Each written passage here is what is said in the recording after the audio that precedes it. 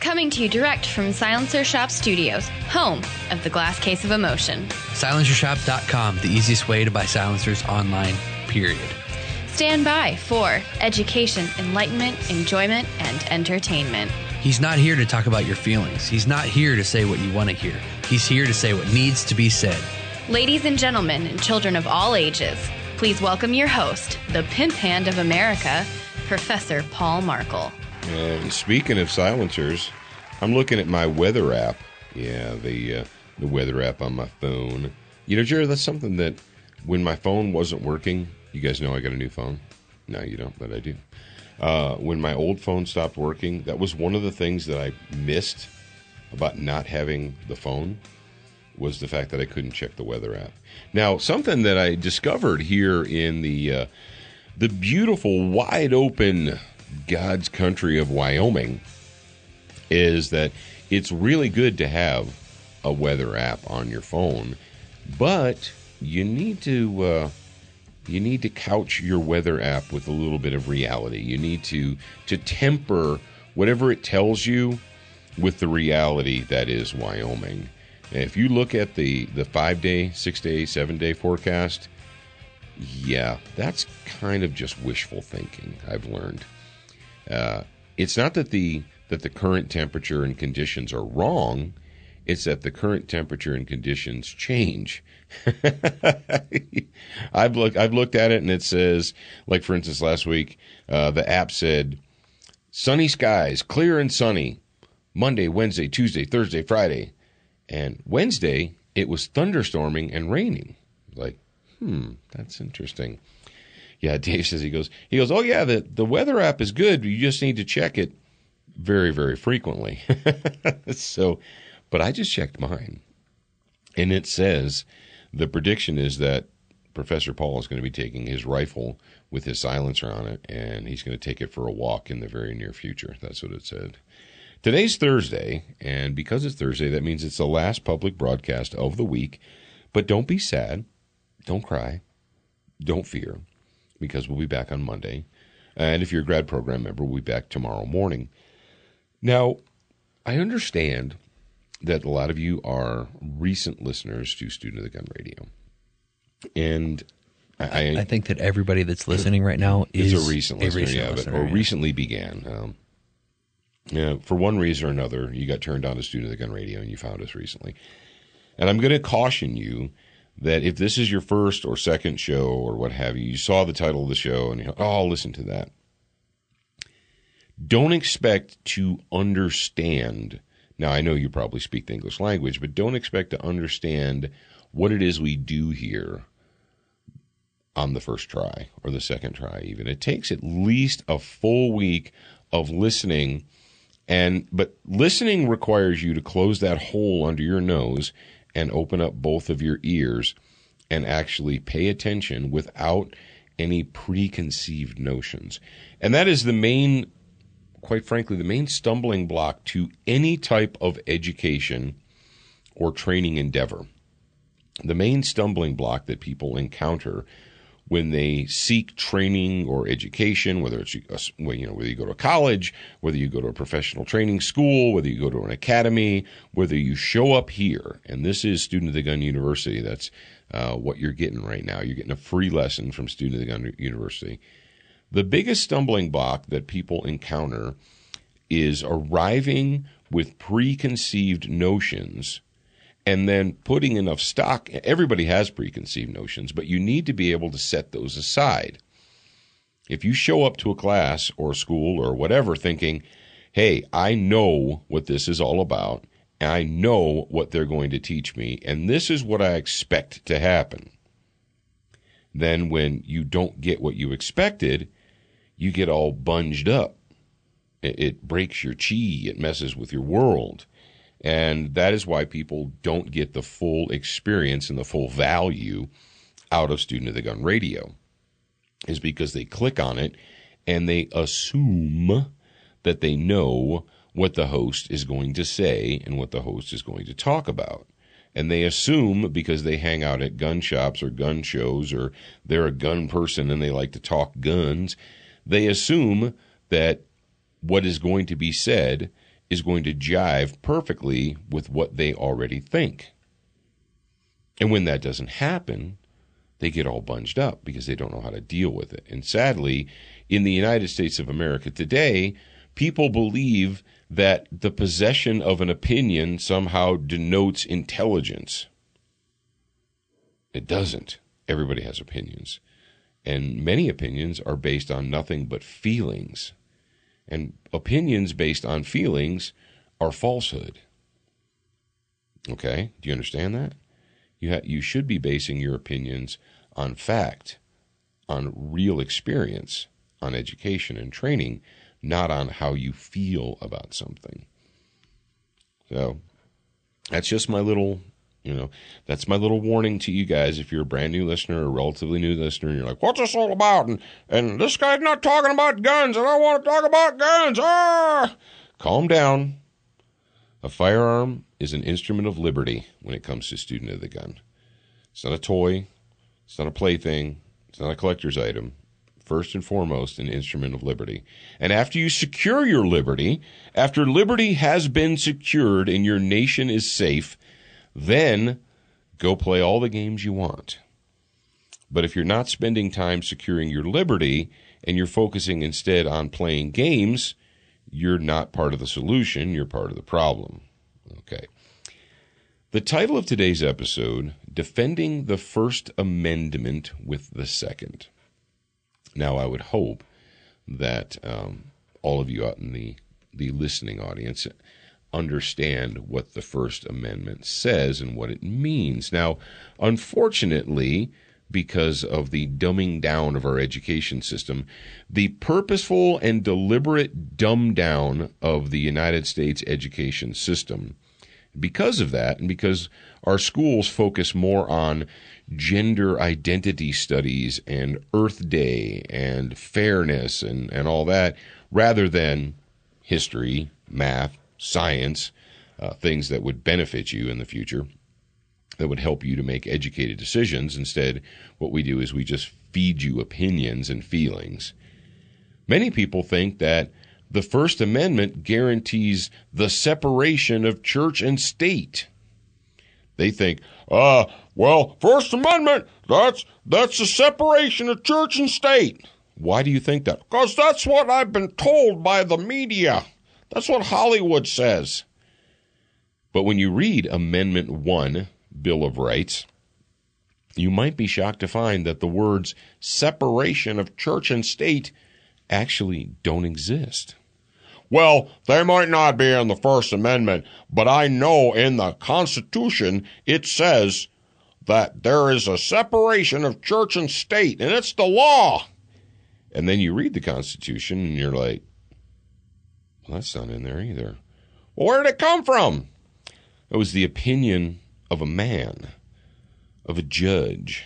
Well, let me read you Amendment 1, because I know a lot of you out there in the audience are currently actual students in either junior high or high school or maybe even elementary school. And also many of you may never have read the Bill of Rights, or you haven't read it since you were a junior in high school.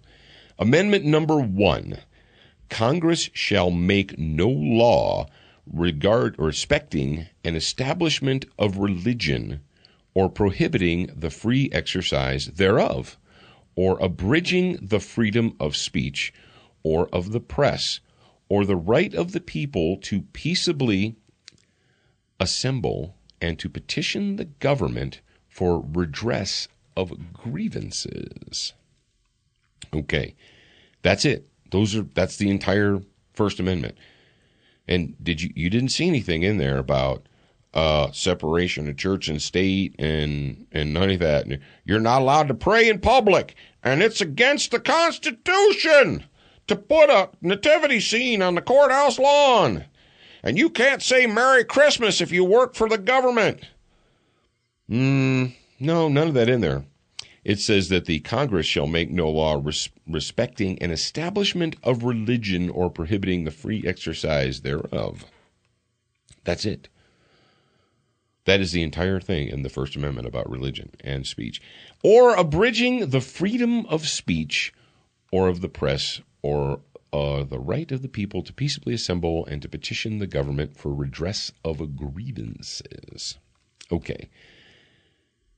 Now, today's story, we've got a story from Oregon. But before I go to Oregon and talk about what's going on up there on the left coast and how the people of the left coast essentially have lost their ever-loving minds,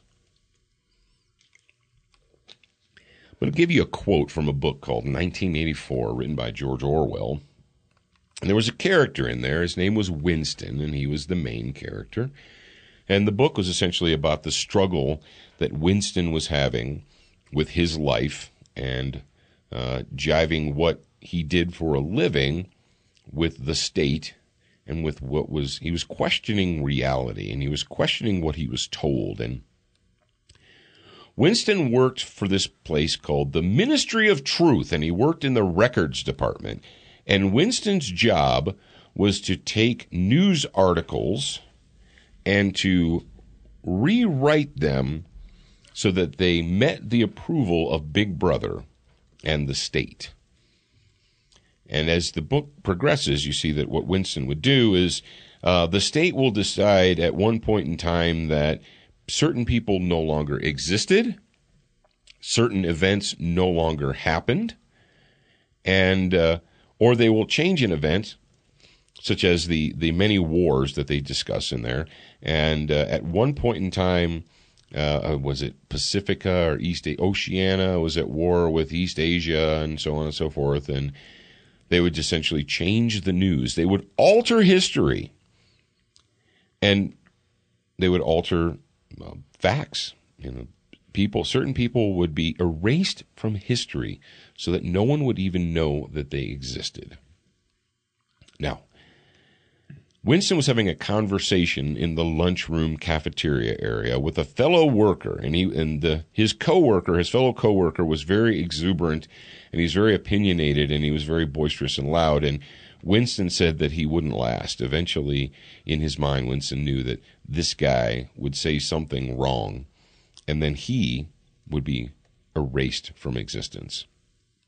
But he's talking to his coworker, and his coworker was very, very excited that they were fixing things. They were talking about, think speak and news speak and so forth, and how they were changing the language, and they were eliminating certain parts of the language so that you not only would not want to speak incorrectly, or you would not want to speak in a way that the state or Big Brother did not approve of.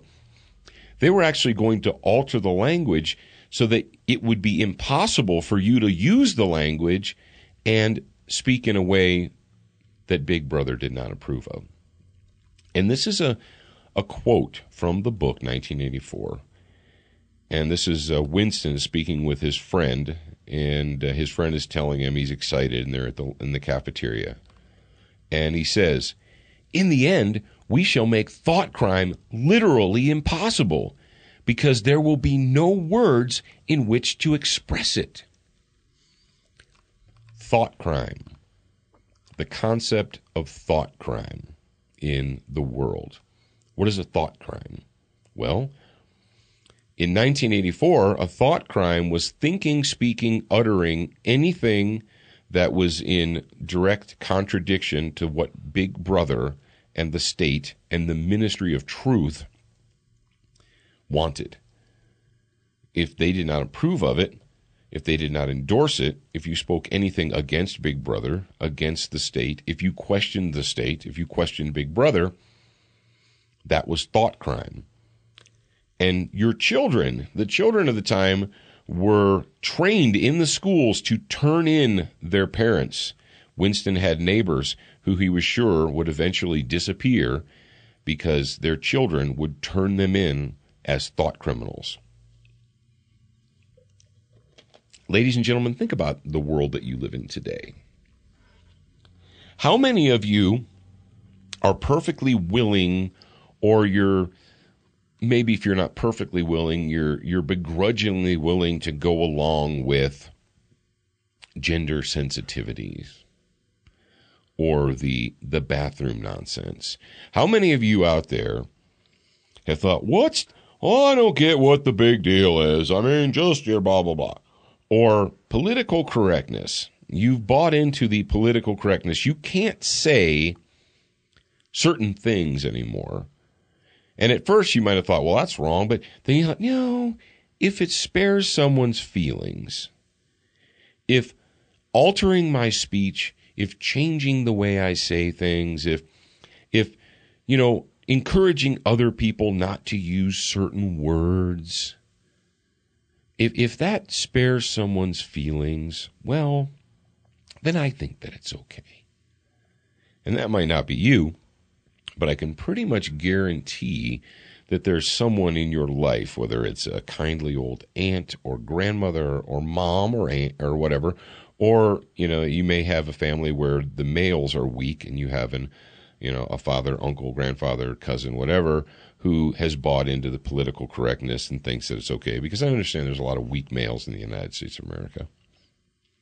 And they're like, well, what's the big deal with let's just take the time and make the effort to change what we say and how we say it in order to spare people's feelings. In the end, we shall make thought crime literally impossible because there will be no words in which to express it. George Orwell, when he wrote 1984, probably had never heard of the term political correctness or sensitivity training or tolerance. I'm sure he heard the word tolerance, but not as it's used today. He probably probably wasn't familiar with xenophobia and Islamophobia and all the other phobias that are out there. All of the reasons why you and I are told that we have to change the way we speak. That we're not allowed, you're like by law? Like we're not allowed by law? Well, no, in the United States of America, we don't have laws yet prohibiting what you can and can't say. Jared, I know that you're busy over there, but are you aware of the fact that in merry old England, that in the United Kingdom, that if you use language that is offensive and you offend someone, it actually is a violation of the law and they can punish you for using offensive language? Are you aware of that? I am now. You are now. It's true. And you're like, what? And here's the crazy thing. The tax slaves and peasants of England haven't rejected that. They're not in open revolt against their government right now. No, they're just sitting there consuming excrement that they're being fed by their masters. Big Brother is alive and well, and he's living in the United Kingdom. But every time someone tells you, or you hear, or a liberal do-gooder, a socialist, a social justice warrior that tells you that you can't say something, you can't have some certain opinion because it's offensive. Ladies and gentlemen, and I've said this before on this show, but I'm going to say it again. The First Amendment to the Constitution of the United States of America, or abridging the freedom of speech or of the press. The First Amendment is not in place to protect speech that everyone generally agrees with and thinks is pleasant.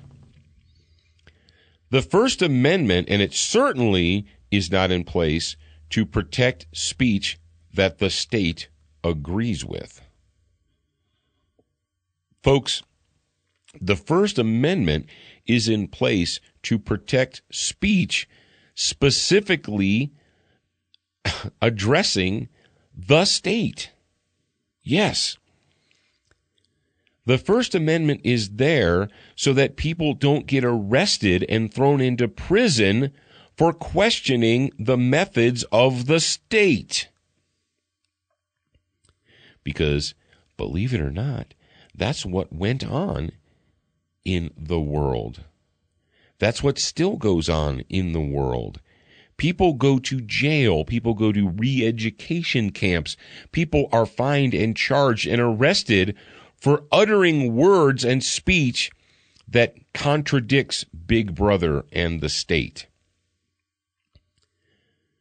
Freedom of speech is there. The First Amendment is there to guarantee that the Stasi doesn't come to your house to lock you up because you offended the state. It's not there to protect speech that everyone loves and cares about. Now, I've got a story for you here, and it's from the dailywire.com. And the dateline on it is as follows.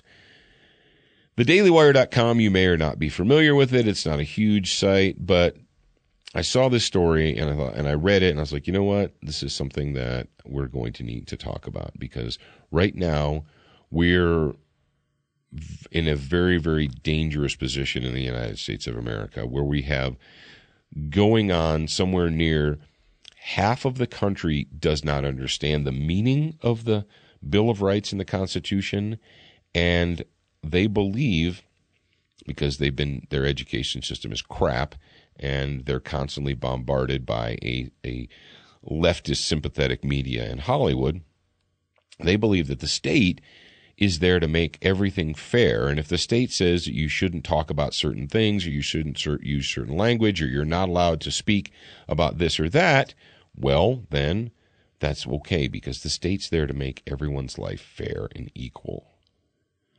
Oregon Republican, hey, if the police won't protect free speech, we'll use private militia. That is the title of the story. And you're like, what? Well, and this is a story from May 30th, 2017. Now, I don't really understand how these things go together, but let's go ahead. Let's dive into this. Following the deplorable attack in Portland, Oregon, where 2 men were stabbed to death confronting a white supremacist, okay, Mayor Ted Wheeler, capital D, might as well be a capital S, socialist, Democratic socialist, said that he wanted a pro-Trump free speech rally canceled, fearing that the rally would foment the same type of hatred espoused by the murderous thug a few days ago. Okay, as of today, and this is May 30th, the rally still has a federal permit and is scheduled for this coming Saturday. Now I understand that this coming Saturday already came and went. And you say, well, this is old news, but I wanted to talk to you about this. Step number 1, we have a Democrat socialist, a liberal fascist, and I'm sorry if you're a Democrat, you're wrong, and Democrats are your neighbors, but they can't be trusted.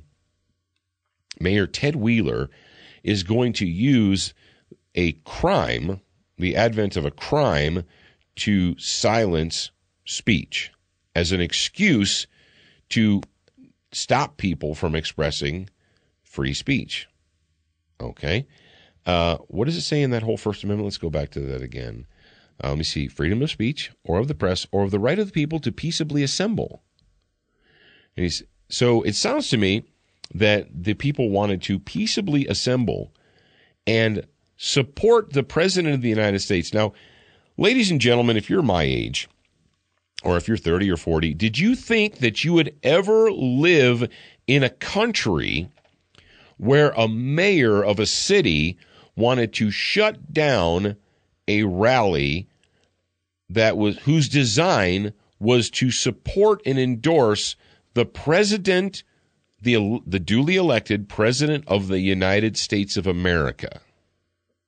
Did you ever think that you would live in that country? Well, you see, when you guys were little, there was no white supremacy. Didn't you know that? And now it's just running rampant. It's just all over the place. Yeah, it's so much worse today than it was in the 60s or 70s. Yeah, there's tons of white sheet-wearing people. This other sentence I find really disturbing and strange. It says, as of today, and this was Dateline May 30th, the rally still has a federal permit All right. Hold on a second there. So what we're saying here is that the federal government has to give you a permission slip. That's what a permit is. It's a permission slip from the government to exercise free speech and to peaceably assemble to address grievances or whatever. So First Amendment, Constitution, and I know that a lot of people don't like it, but the Constitution still is the supreme law of the land. We all agreed on it a couple hundred years ago. How, if a group of citizens want to peaceably assemble, and it, you notice what it doesn't say in the First Amendment, Jared. It doesn't say Congress shall make no law respecting an establishment of religion or prohibiting the exercise thereof or abridging free speech or yada yada, unless Congress has decided that people will instead need to get a permission slip, or unless the people decide to peaceably assemble in a certain area. In Amendment 1, it doesn't say that, well, they can't do that unless the people decide that they want to go to this certain geographic area and peaceably assemble. Now, I'm not talking about trespassing. I'm not talking about invading someone's private property or what have you. I'm talking about essentially going to a public place, a place that is open to the public, such as a park or a courthouse lawn or whatever. So it says, well, they still have a federal permit.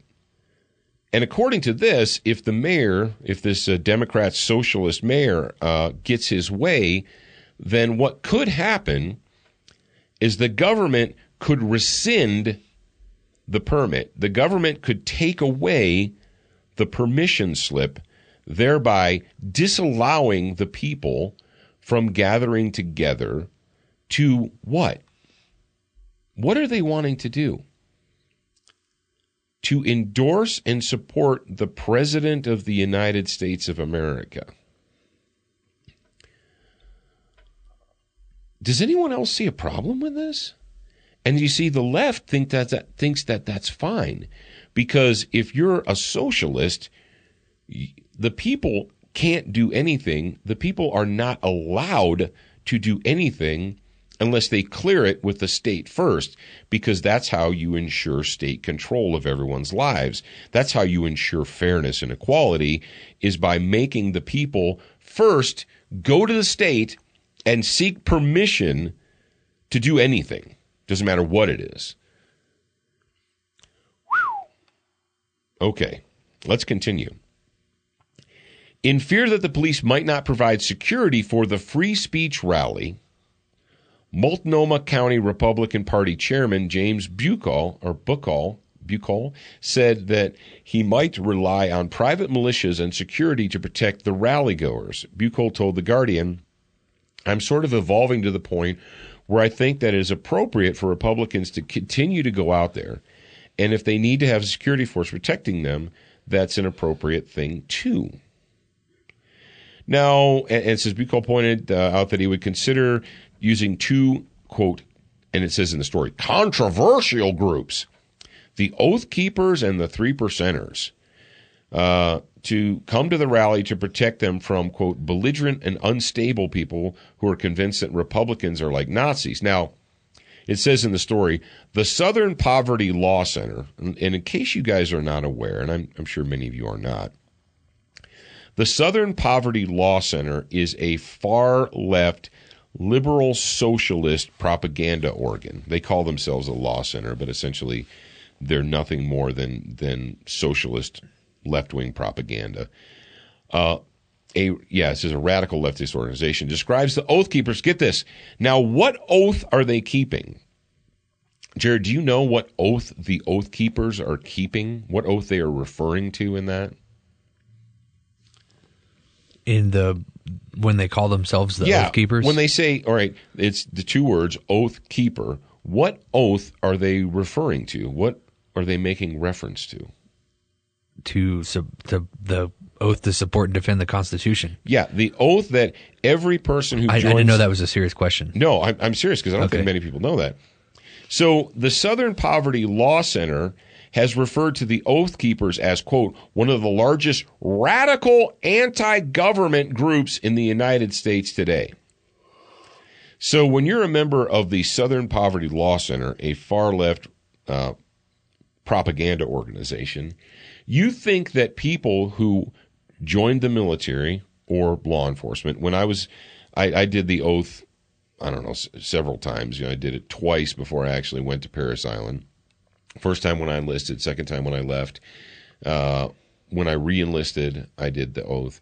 When I became a police officer and I was hired by various departments, they would have you do an oath of office.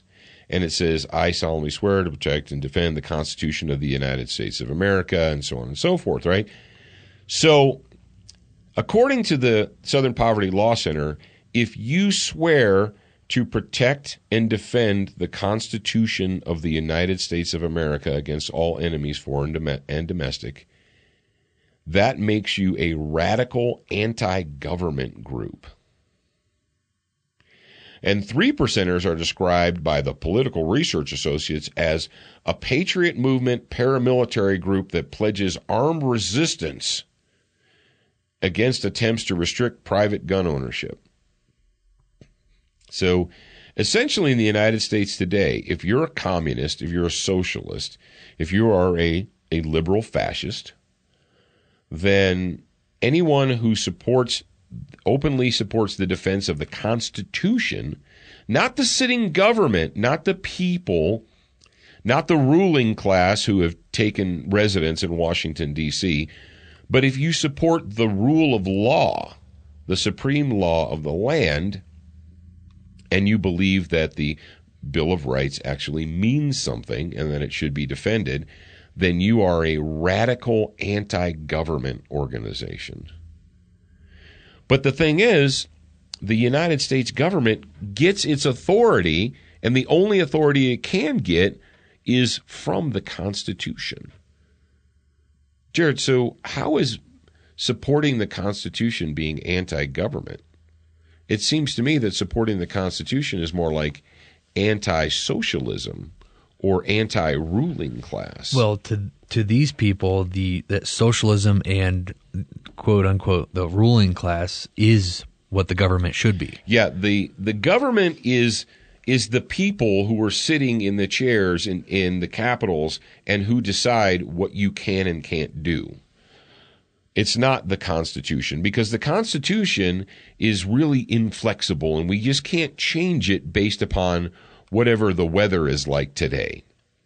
And that's how socialists want to run the world.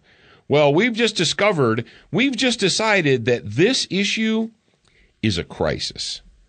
And we need to take all of your money and give it to other people in order to solve that crisis. And then then this Constitution comes along and somebody points to the Constitution. They say, no, you can't take all the people's money and give it to someone else to solve this so-called crisis you just discovered. But it's right and it's fair and it's a good idea and that's what we should do.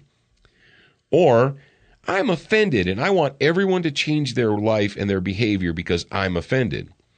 And someone says, yeah, that's a good idea. Everyone has to be forced to change their way of speaking because this person or this group is offended. And then someone points to the Constitution and they're like, no, you can't do that. You can't restrict people's speech. You can't restrict their behavior just because somebody decided they're offended. Well, socialists and liberal fascists, they don't like that. The Constitution gets in their way. It gets in their way of demanding and forcing that you alter your behavior in your life. The Constitution actually gets in the way of what Orwell warned us about. The Constitution gets in the way of thought crime enforcement. Now I'm going to take a break right now, and I'm going to go ahead and thank our friends at Brownells. Thank you, Brownells. Thank you for supporting Student of the Gun. We appreciate it. And if you guys, if you were signed up for the Brownells newsletter, then Monday morning you would have gotten an email in your box that says special free shipping promo code, no minimum order. Yeah, you could have ordered a $10 part from Brownells, used the promo code, and gotten free shipping if you were signed up for their newsletter. I got one on Monday morning. I was sitting at breakfast. I opened my phone. I look. I'm like, hey, there's an email from Brownells. Boop. It says free shipping, no minimum order. Use this promo code right now. And if you were signed up for their newsletter, you could have done it too. But you may or may not be. I don't know. It's up to you. What you could have done is you could have ordered some Frog Lube. You could have ordered an entire Frog Lube cleaning kit with solvent and CLP and brushes and rags and all that stuff, and had it shipped to your house for free from Brownells if you were signed up. So Brownells, they offer Frog Lube, and they offer Duracoat, and they offer lots of stuff, including Century Arms guns. You can order a gun from Brownells, have it shipped to your local FFL dealer, and pick it up there. I know. You're freaking out, aren't you? Exactly, you are. Also, Duracoat, why would you want to buy Duracoat? Well, because life is too short to have an ugly gun. It just is. You can get Duracoat products from them at LauerWeaponry.com, or you can get it from Brownells, or you can get it from wherever. And remember, they do like to see the pictures of your completed projects. So, if you do a Duracoat project, I don't care what it looks like. And I tell you what, some of those guys out there are doing some crazy, fantastic stuff. I don't know. I might consider sending a gun to some of these guys that are posting pictures on the Duracoat website. But just put it on Instagram, hashtag it Duracoat. Let them know. They really appreciate it. SWAT Fuel, because we want you in the year 2017. Right now, there are attacks against not only your body, but against your mind. Every day, your mind is under assault. And we want you to have a stronger body and a sharper mind. And the two of them go together. A healthy, strong body supports a healthy, strong brain. You cannot separate the two. You can't be lethargic and overweight and feed your body garbage and expect to have a sharp, functioning brain. Doesn't work like that. But if you've decided, hey, I'm digging what Paul's squealing here, and I need a little bit of help getting on the right path, fantastic. Go to SWATfuelstore.com, and they can hook you up. And while you're there, make sure that you are using the promo code SOTG2015. And when you do that, you're going to save yourself some money on your order, and that's a good thing. Attention, new listeners. We produced a free training video series called 7 Training Tips That Could Save Your Life. We want you to have access to this life-saving information. Get instant access now at studentofthegun.com. Do you watch Student of the Gun TV, read the blog, and follow us on Facebook? If you answered no to any of those questions, you are wrong, but you can easily fix yourself. Go to studentofthegun.com to find everything SOTG.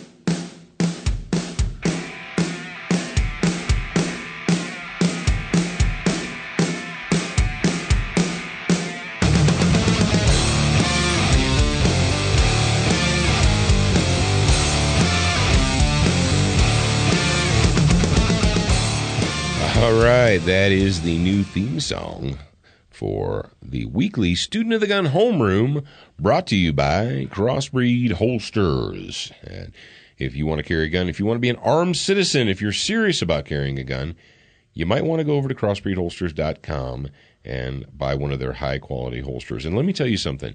If, in fact, you should get a holster or something should go wrong with your product, because products are made by humans, and humans are fallible, and products are fallible, and no one makes everything perfectly. But I can tell you what they do.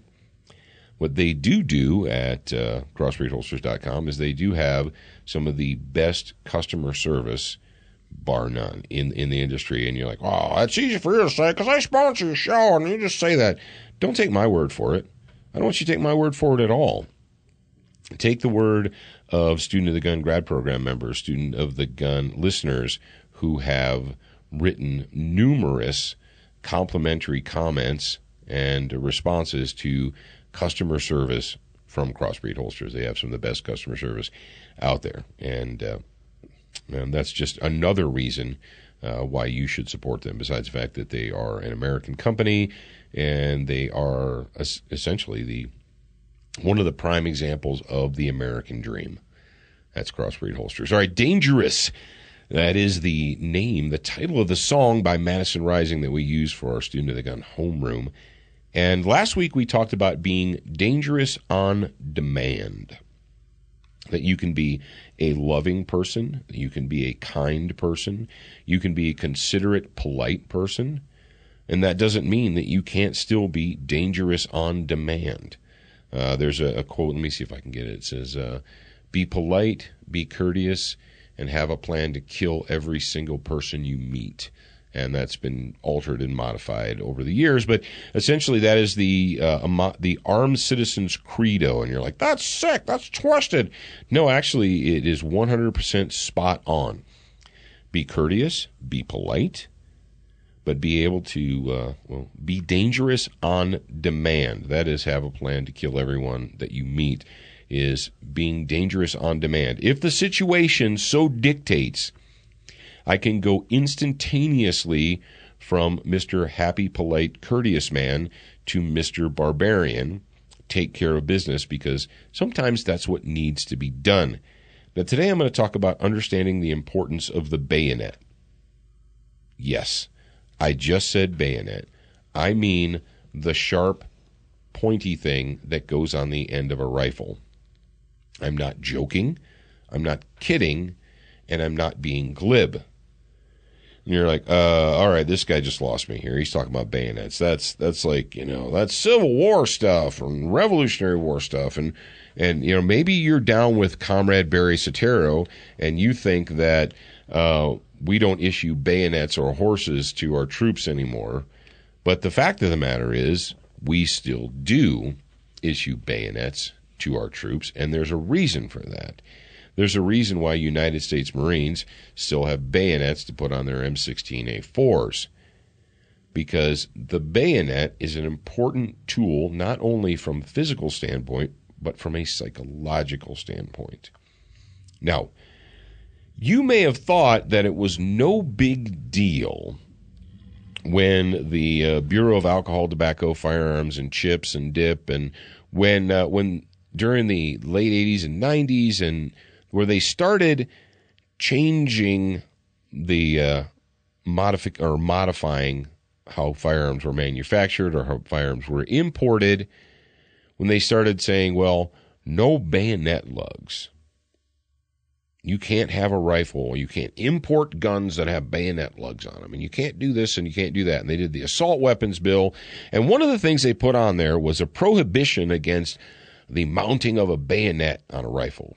And you guys out there, you students of the gun, you gun people, thought, well, duh, I wasn't even going to put one on there anyway, so I don't care.